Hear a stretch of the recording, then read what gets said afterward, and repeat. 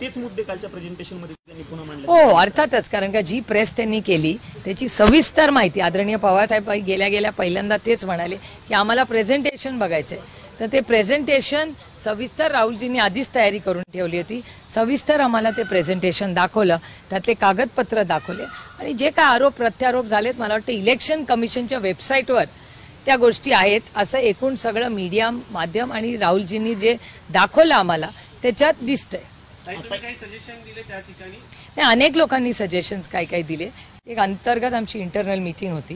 ते पुढे आता त्याची माझं म्हणणं आहे की कोणाचंही इलेक्शन माझंही असू दे, भगरे सरांचं असू दे, आमच्या सगळ्यांची इलेक्शन्स ही लोकशाही पद्धतीने पारदर्शकपणे कोणीही कॉपी करून पास होऊ नये.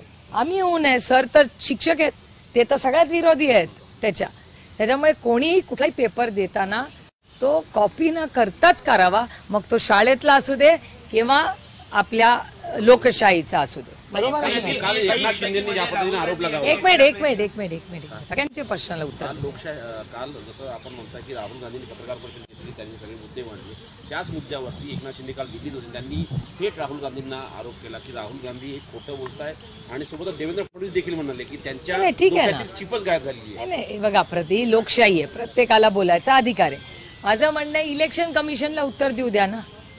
आरोप तर वैयक्तिक कुणावर नाही आहे, ना माझ्यावर आहे, ना ह्यांच्यावर आहे, ना कुणावर आहे. ती त्या यंत्रणेवर आहे. आपण पर्सनल कशाला घ्यायचं? कोणीच पर्सनल घ्यायची गरज नाही ना.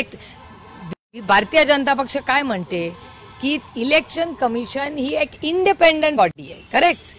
जर इंडिपेंडंट बॉडी असेल तर बाकीच्यांनी त्यांना डिफेंड करायची गरज नाही. सक्षम आहेत ना ते स्वतःला डिफेंड करायला. पंतप्रधान नरेंद्र मोदी यांच्याशी तुमची भेट झाली, त्याच्यामध्ये उपराष्ट्रपती